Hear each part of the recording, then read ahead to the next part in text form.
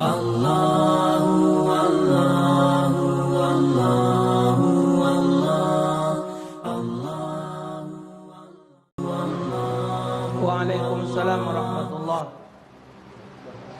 Saya mau bertanya Pak Ustadz, mertua saya beragama Nasrani, dan saat saya berkunjung ke rumah mertua saya melihat mereka memasak masakan yang dilarang dalam Islam. Bagaimana sikap saya saat dihidangkan makanan oleh mertua saya, sekalipun makanan halal, tapi saya meyakini piring sendok lainnya pasti terkena najis. Ya, keyakinan Anda inilah yang jawabnya. Kalau Anda meyakini adanya ragu, dak mayuribak ilama la yuribuk. Tinggalkan kepada yang ragu, gawikan yang tidak ragu-ragu. Ya, kalau memang yakin itu ada campuran barang-barang yang najis, jangan dikonsumsi. Maka itu kita salaman dengan wong non muslim itu hukumnya makruh. Kenapa? Kita khawatir tangan mereka bekas-bekas barang yang najis, sangkan dimakruh ke. Jadi kalau kita yakin memang tangan mereka tu bekas najis, kalau pacak dihindari salaman. Tapi kalau kita tak ada nyingok, yalah mbek yakinnya be. Tapi kalau pacak belagi, jangan setia.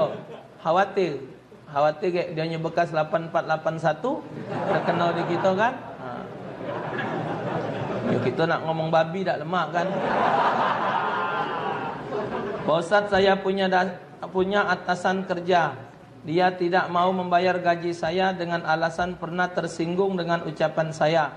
Saya sudah beberapa kali menagih gaji saya, tapi tetap tidak ditiraukan. Mohon sarannya Ustadz, apa yang baik saya lakukan karena saya sakit hati akan perbuatan atasan tersebut. Kira-kira kalau kau masih begawi di situ, yang dikata kebuyan ni siapalah? Lah tahu kita tidak digaji, kita masih nak begawi di situ. Kira-kira siapalah yang salah? Ya kalau memang dia tidak setuju lagi dengan kita, ya kita berhentilah begawi. Jangan lagi kita ada di situ. Tambah lagi dia tidak ada gaji apa dia? Kan hukum kita ada hak begawi. Kalau memang anak buah salah, kita ingat ke. Kamu juga yang jadi bos-bos, hati-hati kalau ngomong. Kalau memang anak buah kita salah, kita ingatkan dia salah. Namanya ya orang tak mungkin lagi ngantuk, mungkin lagi ada salahnya. Ingat, keberhasilan satu perusahaan, berhasilan satu toko bukan karena bos, tapi karena anak buah. Ingatkan itu. Apakah kita sanggup ngembek barang di gudang, ngembek barang di laut, ngembek barang di darat, yang ngunjali barang, ngembek sepatu, sikok, sendal sepasang? Siapa anak buah? Kita lebih besar untung dari mereka. Maka itu hati-hati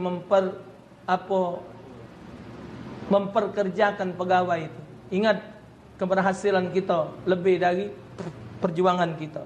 Ya, kesian mereka yang buka toko, mereka yang nutup, mereka yang masarkan dan lain sebagainya. Apa kata Nabi, kalau ada pembantu jangan kamu lainkan kalau pacak makan bareng dengan kita di meja. Disamukan menunya walaupun tidak semeja. Jangan kita anggap macam pelayan apa pembantu tu. Karena ngapa? Kepentingan rumah tangga kita banyaklah mereka yang memenuhi. Nyuci baju, nerika, segala macam. Maka tu nak benar-benar dengan pembantu.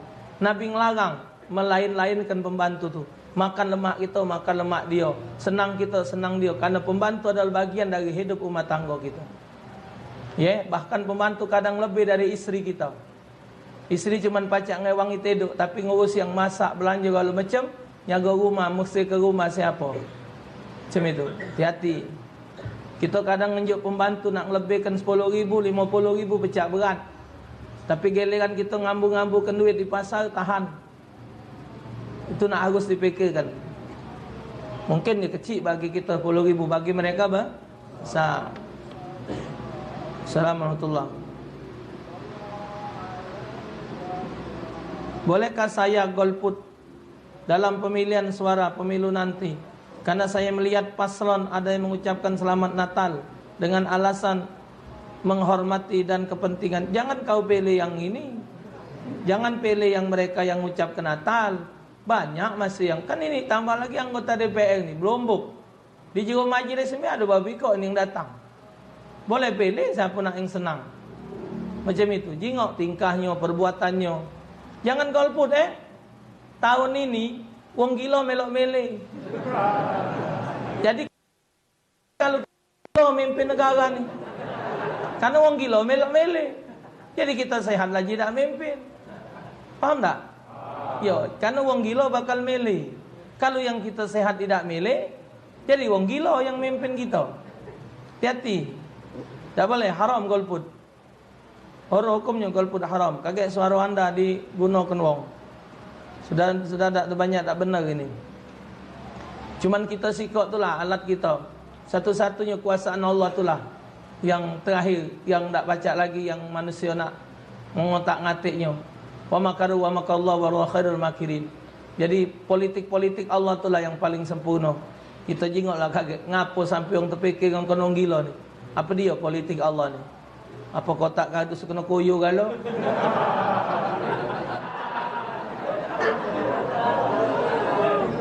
Apa hukumnya seseorang yang belum membayar nazar dan apakah boleh nazar tersebut diganti dengan yang lain? Nazar tak boleh diganti dengan yang lain. Boleh belum dibayar nazar kalau memang belum mampu. Kalau dia sudah mampu wajib dibayar. Nazar ini ingat, hukum nazar ini bukan hubungan kita dengan wong. Nazar itu antara kita sama Allah langsung. Tuh. Apakah boleh salat sunat hadiah untuk mayit? Karena di daerah saya banyak lakukan. Dalam satu riwayat ada hadisnya, la ya'ti 'alal mayyit asyaddu fi lailatul ula farhamu mautakum bisadaqah fa illam tajib as-salaqatin. Tidaklah datang kepada seorang mayit yang lebih dahsyat kecuali pertemuan malam pertama. Maka kasihani keluarga kamu yang mati tersebut dengan sedekah. Tolongi mereka kalau kamu tak mampu dengan salat 2 rakaat. Inilah disebut dengan salat hadiah. Salatnya sunat mutlak tapi pahalanya yang dihadiahkan. Waalaikumsalam warahmatullahi. Saya seorang akhwat. Tahu akhwat? Betina. Yang sudah dikhitbah, dilamar. Dan sekarang saya diterima PNS. Saya takut jika saya menikah maka saya sulit untuk berbakti dengan suami saya. Dikarenakan wilayah penempatan yang cukup jauh. Apa yang sebaiknya saya lakukan Pak Ustadz? Mohon pencerahannya. Pertama ajak ngomong dulu calon suami itu. Yuk tahu aku sekarang PNS. Berarti aku dah ajak full menyertai dirimu, wahai sayangku. Mak manalah pandanganmu? Apakah teruskan atau batas sini aja? Yuk ajak ngomong benar-benar mumpung belum akan nikah. Ajak ngomong benar-benar sejelas-jelasnya. Kalau ngomong sudah, penting kamu kerja dah apa-apalah dimanapun juga. Atau dia kaget suaminya ikut ke sana, kata uji suaminya, aku sebagai suami bertanggung jawab terhadap istriku. Maka aku tak mau kau kerja, misal kata dia.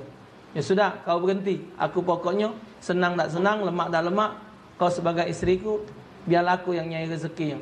Ya sudah, kalau memang anda senang, anda berhenti bekerja. Karena suami bertanggung jawab. Ajak dulu ngomong benar-benar. Memang kadang-kadang PNS ni, yolah, kadang ada sudut lemaknya, kadang tak ada lemaknya. Jadi, yolah, tergantung dengan bagian masing-masing. PNS tu yo penuh nikmat selalu. PNS, pacak juga panas. PNS tu panas. Ustaz, apa hukumnya menerima pekerjaan yang mengharuskan melepas jilbab? Satu sisi saya takut akan azab Allah. Satu sisi babi kok sisian. Keadaan ekonomi keluarga yang keluarga mohon cerahannya. Hukum Allah tidak bisa kalau anda dengan alasan ekonomi, iman anda kemana?